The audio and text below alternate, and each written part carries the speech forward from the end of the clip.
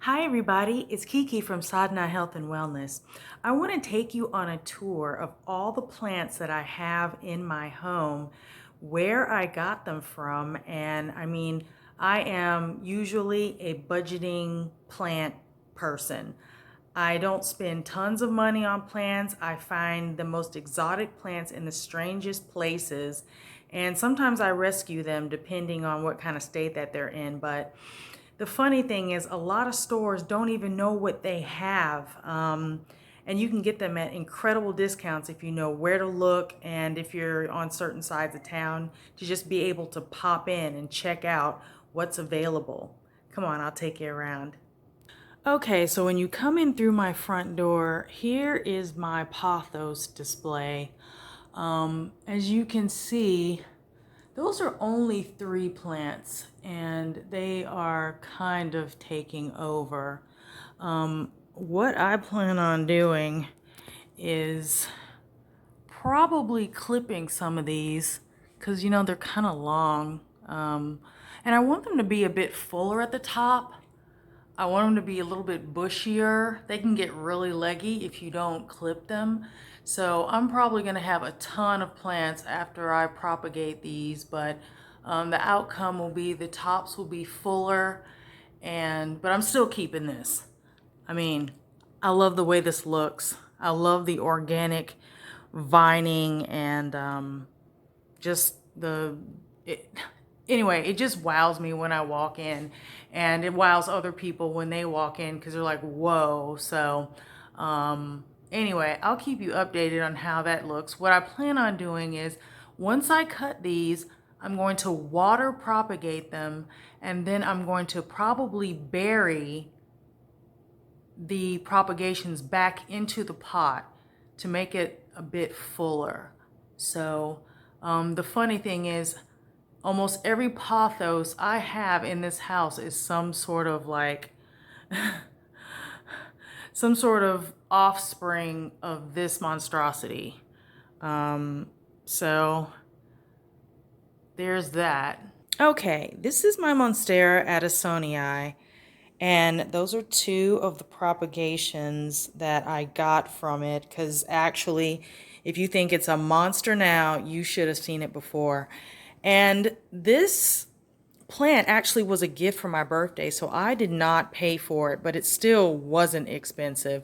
I think it was maybe 25 bucks.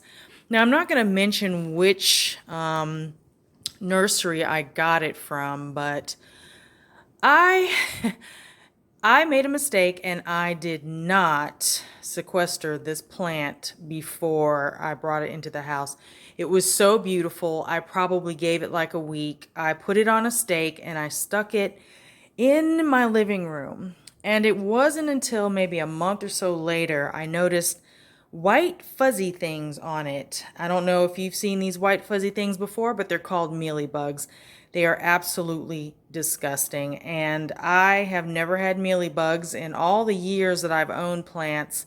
So this was very upsetting. I'm still battling them. This plant was outside all of spring and most of this summer, and I decided to bring it in because she started looking a little beat up being outside. It was getting very hot, and so you can see some leaf burn or whatever, but she's very healthy, vigorous grower. Like I said before, I've got these 2 propagations just from clipping off a tiny bit of it.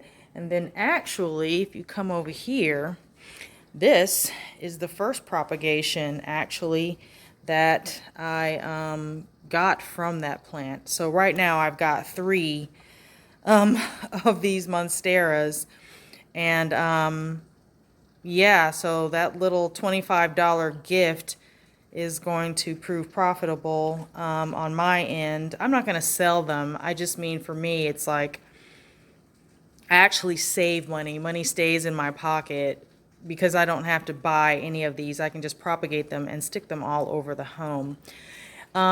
Here's my little money tree. Next to, I've got a humidifier in here because it's going to start getting drier. I don't know if you can hear it. It's raining now. I need to go collect some rainwater actually, because plants absolutely love rainwater. But I got this thing from Walmart, and I think it was about 10 bucks. And it was in a sad state, but you know, it's some of the leaves that had some burn on them, they're getting ready to fall off, and I've got all these big new leaves. They're getting a lot of light over here by this window. And you know, of course, here's another pothos that I have, and it's of course a propagation from the monsters that I have growing at the front room. So I've got a tree, huge corn plant, Dracaena, and you know what, I don't really ever want to see any more corn plants, because not only do I have this tree, but I saved one from my previous job, and this is one that I saved. I've got two more that I saved. I've got this one, you know, this lime colored variegated one that I got from some funeral flowers. And it's kind of hanging in there, kind of sad. I may have to plant some more plants with it so it won't be so lonely. But I don't want to see any more corn plants. I have like a ton of them, and I should just start giving them away, as well as aloe vera. I've kept this big one near the door just because it gets plenty of light here. I usually stick mine outside, but I cannot tell you how much aloe vera I have. There's some in the garage, there's some outside. I got these as a gift from my sister-in-law in Florida, and I cannot like get rid of them. And I guess I should be using them, you know, for like any kind of scratches and scrapes or on my skin. But yeah, I've even given some away, and they just keep coming. So anyway, I'm kind of done with corn plants and aloe vera. So I picked up this Monstera deliciosa from Kroger again. They were $10, $9.99 on sale with card. And here's my second one. I've got it in my little plant pot cover. I got some canvas bags and just kind of stuck them in there just to hide this the nursery pot. Because they're heavy, and I didn't, you know, I wanted them to be able to fit inside of this base that I have here. So I just kind of threw this little sack on here. I kind of like the way it looks. It matches my decor. And these guys are going to get big, but 10 bucks. I mean, can you believe that? 10 bucks. And they're going to get huge, but they're beautiful, they're healthy. You know, a couple of the leaves were torn, but, you know, as they toughen up, you know, like this one here, this one's a tear, but no matter. But check this out. It's a baby. Look how pretty they are. They're all curled up. It's so delicate. Looks like it already has the holes in them.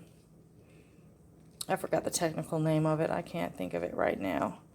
But, you know, as the leaves get bigger, they get the holes through them. But anyway, really proud of that steal. So here are two ivy that I picked up from Kroger. There's this particular Kroger that I like going to, and they have the absolute best selection of plants. I don't know where they're getting these plants from, but they are incredible. These were, I think, $12.99 a piece. This is a spear point ivy. It's healthy, it's lush. I haven't seen any spider mites. There's no signs of root rot. This one is a design ivy, and at least I think it is. I, like an idiot, threw away the tags that came with them before I had a chance to memorize the name of it. But it's got these beautiful silver, look at this, silver lines running through it. And I know they're by Costa Farms and Exotic Angel Plants. And they have 1,000 different species of ivy on their website. So I have no idea which one it is. I narrowed it down to design. I've been all over the internet trying to figure it out. So if you can figure out what this is, please let me know. So here in my kitchen, I have what's called, I think, Chain of Hearts. It's kind of like a succulent. I think it's called a Dophinbacia. I almost killed this thing. It was so big and so full, and I watered the hell out of it. And you know what? It started to die. So what I do with plants that I don't do well with, I put them outside. I put them outside and I let Mother Nature take care of them, because obviously I am doing a bad job. And they always come back stronger, and they're happy out there with lots of light and the elements. As long as I make sure they're watered, they always bounce back. So I've got all this beautiful new growth coming, and these get pretty big, but she's pretty happy right here. Here's some prayer plant propagations. I'm propagating them in water. I've got an unhappy magenta upstairs, and I'm trying to propagate it in case I lose the entire plant. I think if I just leave her alone, she'll be fine. I moved her and repotted her, and anyway, unhappy. And then I have some Brazil Philodendron propagations here in water. I love the variegation on these things. Look how beautiful that is. That makes me happy. Up here, golden pothos, of course. You know where they came from, right? Near the stairs. And then I have this beautiful satin pothos. Can you see these leaves? Got this.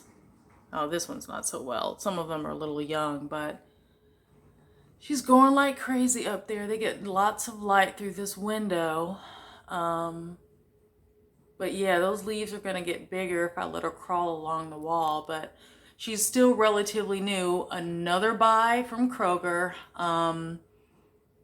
Again, this particular place has the best sales. I just kind of go in weekly just to see what they have and what kind of variety of plants that they have. And I'm never disappointed. Look at this Manjula Pothos.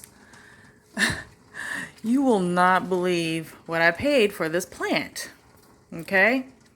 Are you ready for this? $5. Now, it wasn't as big and bushy when I got it, but was $5 on a sale table at Walmart. It was overwatered. The leaves were brown. It was limp. It looked like it had some serious root rot going on. So I just let it dry out, watered it. Haven't really, just some regular old fertilizer. I just discovered fish fertilizer, so we're going to see how these take off after that. But look at the variegation in this plant. Look how pretty the leaves are. I can't wait to propagate this thing. I'm probably going to snatch this here and just propagate it. I tried to do it too early on, and I didn't get much result. So now that the plant is stronger, I want more of this. Look at these leaves. I mean, just look. $5. All right, so on the same table as my Manjula Pothos was this Pepperomia. This is, I think it's Pepperomia. I called it pepperoni, didn't I? Pepperonia. Anyway, this is a Cupid. This is a Cupid Pepperomia. And the thing was $5. It was $5. And you know what was wrong with it? Nothing, except for the fact it hadn't been watered. Which is awesome because, when I got it, the leaves were extremely pale. I mean, it was almost white, but even looking at it, I knew that this was something special. And it wasn't until I got on Google and I figured out what it was. It's kind of like a succulent. It's got juicy stems and thick leaves, and it can go a while. You do not want to overwater this plant, but just sticking it up here in the window, and I just let it do its thing. I just let it do its thing. And just look at this plant. $5 at Walmart. Let me tell you, some of these stores have no idea what they have. They're just there to just push retail. They're just there just to push the product. And they're not taking care of these plants. They're, you know, they're over and under watering them. And then, you know, you bring them home, you just give them some tender loving care, and you have just these beautiful plants. They give you back so much love. Ooh, I love these plants. Okay, so on the opposite end of getting great plants from Walmart, I bought this Ponytail Palm. When I unpacked it, it had significant root rot, and the poor thing is still trying to recover. I just want to leave it alone or put it outside, because let me tell you, I have put Ponytail Palms outside before that looked like they were just dead and gone, and they bounce back stronger. So I'm going to give her a little bit more time. I mean, winter's still a little while away, but poor thing, she's just sad. But look at this here. Look at this fern. I got this fern for guess how much? At Kroger again, and it was on their sale rack. I got this thing for $1.75. And mind you, it was smaller, but not much smaller. And see how with my little faces? See how it looks like hair? I love these. Anyway, this other face has Kangaroo Paw Fern coming out of it. The most I have to deal with this thing, it's beautiful, but it definitely needs like more moisture. So sometimes I put a humidifier over here, because if not, you see you'll get like these brown leaves.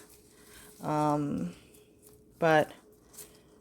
very easy plant to take care of, and they put out these fronds. I don't know if you can see them. There they go. And the leaves come from these fronds. And here I have my cute little, this is my 80s chick right here, look. She's like a flock of seagulls over here with her hair. And she got some dreadlocks too. But this is rabbit's paw fern.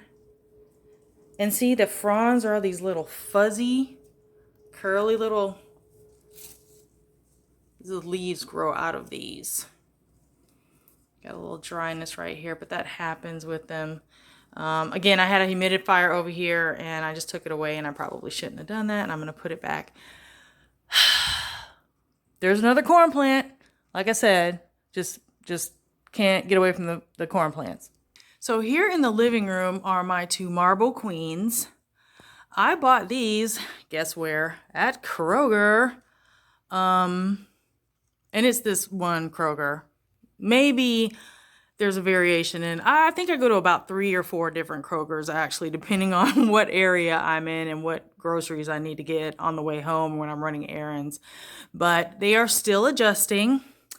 I repotted them, which, you know what? Don't be in a rush to repot your plants unless it's some kind of desperate situation. Leave them in the nursery pot that they came in, because they have to come into your house and just, they need time to acclimate.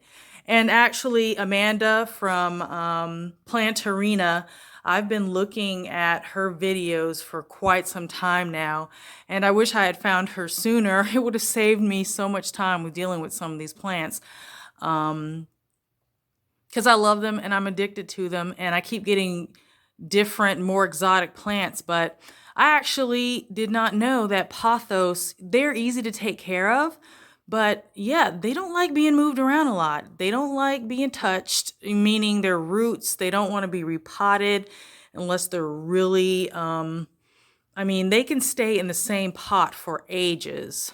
So anyway, thank you, Amanda, for your videos. And this one, she's almost in a constant state of sadness. And again, I haven't had them that long, and it's not even that she's, oh, some brown stuff, but it's not even, she's just kind of limp, just a little limp.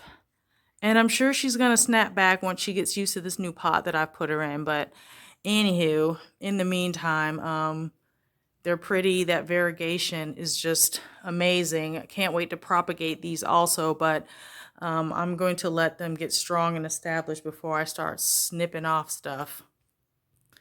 So this is my Fiddle Leaf Fig. Now, guess where I got this one from? Ikea. I got this plant at Ikea, and it wasn't, I think it's grown, maybe, it's a fast grower. They say they don't grow fast. I beg to differ. This thing is it's almost taller than I am. I don't think I've had it maybe a year, maybe a little over a year. It's already grown over a foot or more. And I love this plant. It gets plenty of light by the window, and I rotate it. Actually, if you look, do you see there's 5? I almost thought about dividing it, but then I'm like, you know what? Having a big, huge plant like this with a nice sturdy bottom, I may have to base. And eventually, if it becomes too top heavy, I may have to tie the base together. I'm not really sure what to do about that. I know a lot of people separate theirs, but I see no reason to do that. But I got it at Ikea, and I think I paid $15 for it. And I don't know if you've been to a nursery, but a tree this big is well over $100. Now you can see the state it was in when I got it. There are some leaves that are beat up. It lost some leaves, which is natural. This poor thing, I put it outside. It got sunburnt, but it's still rebounded. But look at these new leaves. Look how green and beautiful they are compared to some of the older ones that are just like a bit dry and beat up. And then I've got some more budding here. If you can see that little pointy bit there. So, good thing about living in Georgia, where it seems like we have tropical seasons all the time. Your plants are constantly growing, so they hardly ever go dormant. So I just pretty much fertilize mine pretty much all year round. I just make sure that I don't over fertilize them. Here are my neon pothos. And I saw these, where do you think? At Kroger. These were pretty inexpensive though. I think they're about $7. And they were small, and it's grown a lot. So I got this one. And actually I didn't show you, but I actually propagated this one already. And it's already a full plant, and it's by the sink. And here's the other one. Excuse my dog bed. Look at it, just full of just junk. This is my other one. So I have a dragon plant over here. Here's my little avocado plant. I have avocado plants everywhere because we eat so many avocados, and I hate wasting stuff, so I save the seeds. But anyway, I have my dragon plant over here. I have to rotate these often because you can see it's leaning, right? And of course, another golden pothos. Actually, this one is not a propagation from the monsters growing in the front of the house. This one, and there's another one over on the opposite side of the living room. They were 2 plants that I've had well over 4 years. Actually, it's been longer, I think. Maybe 7 years. And they weren't doing well because I did not pot them in really good soil, and they just started just dying. So what did I do? I propagated the mess out of them, and I dealt with root rot, and they came back stronger. So happy for that. I just propagated the same plants over again. And here's my Chinese evergreen. Yeah, was a gift. Actually, some people were going out of town, and yeah, they gifted me this plant, and it's just been growing. Look at this plant. Look at it. Behold, it's beautiful, isn't it? Just magnificent. The variegation, the silver on here. Isn't that beautiful? So right here by the window. So I had that, my Monstera Adasoni Eye up here. I've said it wrong again. I cannot get the name of that plant. The Swiss cheese plant. Okay, it's called a Swiss cheese plant. And it was in here, you know, in all of its glory on this pedestal here. And then I saw the mealy bugs, and it had infected this plant, and this plant. So I had to treat all of these plants for mealy bugs. And so again, let me tell you, if you have a place to sequester your plants, either in a garage near a window or outside in a shady place, just do it for a couple weeks. Trust me, if there's pests on the plant, you should see them. I would even say so far as to like sequester the thing a month, because there's nothing worse than how many months it's going to take you to get rid of these pests. And I mean, they're persistent. I don't know if they just float around through the air conditioner system and find a plant to land on, but either way, it's not a fun experience. So this is my Brazil Philodendron. I actually saved this one from my previous place of employment. It was rotting. They had watered the bejesus out of the poor thing, and it was just a rotten mess. Brazils do not want to be wet and soggy. They need to dry completely out almost before you water them again. So that propagation I showed you earlier near the sink comes from this plant. I have 2 more outside in pots that came from this one, but it was doing so poorly that I repotted it and I put it outside. Just put it outside. I'm like, I can't do anything for you, so we are going to let Mother Nature decide. But look at this. See how beautiful that is? It's absolutely incredible. This plant's going to be huge, huge. And I can't wait because I'm going to fertilize the mess out of it. So that's the tour of my plants. Last but not least, I finally got this ZZ plant. Doesn't even look real, does it? Isn't it beautiful? Finally found one. I got this one at Home Depot. Wasn't too expensive, about 11 bucks. Good sized plant. But I'm so happy because I wanted to add one of these to my collection. So anyway, I didn't even show you. I have so many like pothos just everywhere. And obviously based off of this, you know, I'm gonna have more.